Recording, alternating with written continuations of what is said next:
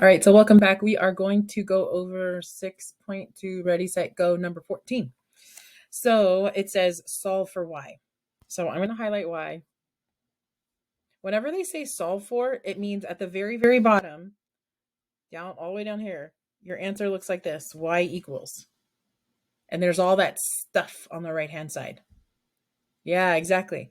So if you've been paying attention, Ms. Johnson, her favorite way to solve things is by using SADMAP. SADMAP, for those of you who are new to us, means subtraction, addition, division, multiplication, exponents, and parentheses. So all you do is you go through and you say, hey, do you have any subtraction or addition on the variable side? And you guys are like, Ms. Johnson, there's no numbers. They're all variables. Well, that's not true. All of those are numbers and variables, meaning I just haven't told you the value of each variable yet. So yes, Sesame Street, they lied to you. Dun, dun, dun. Okay. So is there subtraction on the y side? And you say, yes, there is addition and subtraction. So we subtract ax from both sides. And I know it feels weird. You're like, you can just subtract ax? Yeah, just pretend it's a 10. See how you just subtracted 10? And you're like, oh, not bad.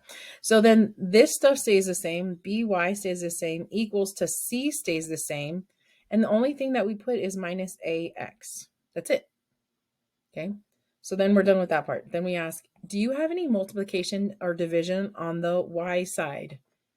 And you're like, yeah, b and y are being multiplied. Good. How do you undo multiplication? Divide. Very good. So we divide. I divide like this. This is where I divide. I divide like this. Then I divide like this. Then I divide like this. That's how I like to divide. I don't like to divide one big thing and put a b underneath. This is how I divide. And now you're like, should I be doing that too? Some people write it like this. Like they go c minus ax, and then they go all over b. I don't like doing that because if I can simplify, pretend these are all numbers, which they are. If these are numbers that could be simplified, I want to simplify those numbers. Okay. So the b's divide out. So I get b divided by b is y. So here's my y equals. And can c and b be simplified? And you're like, I don't know. So if you don't know, leave it alone. What about ax over b? Could that be simplified? And you're like, I don't know. Yeah, I don't know either because we don't have those numbers. I didn't tell you. So here's your answer. And you're like, Ms. Johnson, is that it? Yes, that is it. Okay. If you want to be a boss and you want to check your answer, which is what my favorite part about math is that I can check my answer. You'll take all your stuff that you set this equal to, that y is equal to, and you'll plug them into your original equation and you'll see something really neat happen. So I'm going to show you that really quick. So I go over here and I go ax plus by equals c. Now I'm going to take all of this stuff and plug them into my y. Watch what happens. So ax stays the same plus b, and then I use a pretty big space holder and I go equals to c. And then I take all of that stuff and I drop them into here.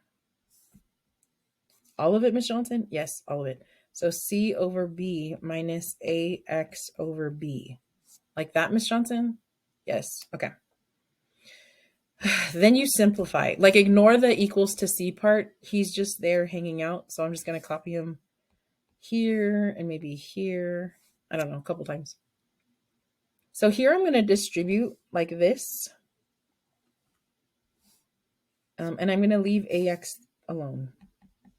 So literally it looks like this, plus b, and then this parentheses, plus b, and then this parentheses. Is everybody okay with that? Like c over b minus ax over b.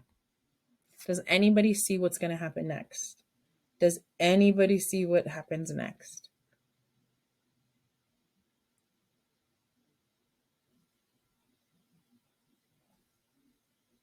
You see it? Look carefully. May I say? Yeah. We in unit 4, like we specifically looked for canceling out the terms, right? Like when when a negative and it was a positive, right? So we could just subtract the two. Mm-hmm. So b, and then we're just gonna, if you look at the final b, there's b plus negative ax b. We can take that negative to the bottom and say b minus negative b is 0, so we can cancel that out. Not minus. Or we could, before we look at with the parentheses, we could just like subtract that ax.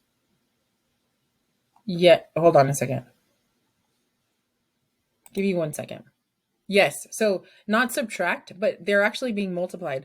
So b over b is 1. B over b is 1. So they do cancel out, but they divide out more. Does that make sense? So then we get ax plus c plus negative ax. Anybody see anything that happens? Anybody see anything that happens? Yes, ma'am. There's ax, and then there's negative ax, which we technically divide, like you said. No. This one's not dividing. This one's just subtracting. Yeah. What's ax minus ax? Ax minus ax is 0, which means we don't have that term anymore, and this equals c, which is true. Is c equals c? Does that make sense? Yes, absolutely. Do you see Miss Johnson's face? She's very happy. Why is she very happy? Because she's very right. Why is Miss Johnson very right? Because that's a true statement. Miss Johnson, that looks like water is wet. That is correct. Right? So, yes, very good. Someone said it in the chat as well. Very good. So this is how you solve it. So I know this is intimidating because you have A's and B's and C's, but you just kind of like walk through the fact that they are really numbers, and then it's good. Everybody good? All right, very, very good. Give me 1 second. Thank you for listening.